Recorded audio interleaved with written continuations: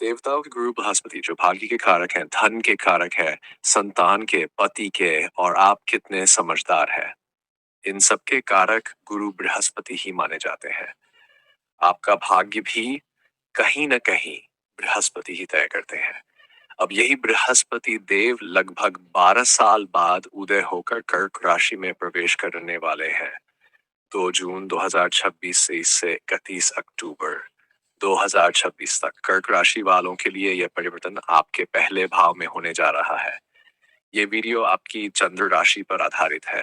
बृहस्पति देव आपकी ही राशि में आ रहे हैं, वह भी उच्च होकर। अभी तक बृहस्पति देव आपके 12वें भाव में थे, इसलिए खर्चे बढ़े हुए थे। स्वास्थ्य को लेकर भी परेशानियां थी। फैट बढ़ रहा था, सांस चढ़ना, लीवर, बीपी, डायबिटीज जैसी समस्याएं जिनके कारक बृहस्पति देव हैं, उनका सामना करना पड़ रहा था।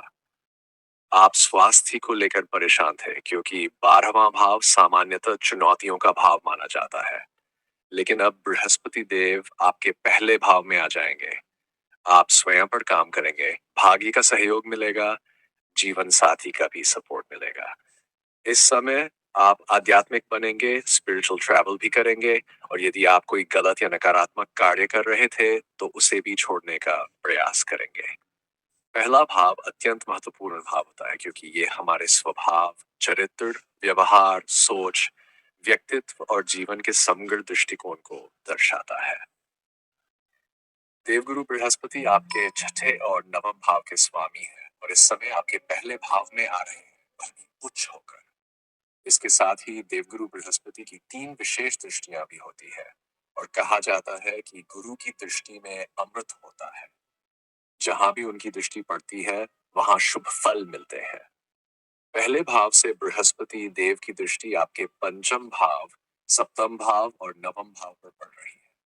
तीनों ही भाव अत्यंत महत्वपूर्ण है।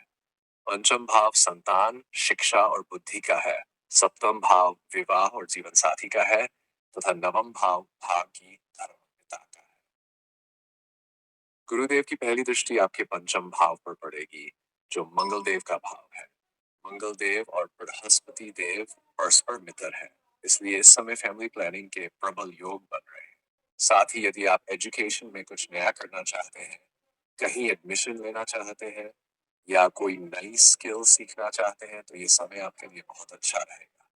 सफलता मिलेगी और भाग्य का भी पूरा साथ मिलेगा। इसके साथ ही बृहस्पति देव की दूसरी दृष्टि सप्तम भाव पर भी पड़ रही है। सप्तम भाव विवाह और वैवाहिक जीवन का होता है। इस समय विवाह होने के अच्छे योग बन रहे हैं।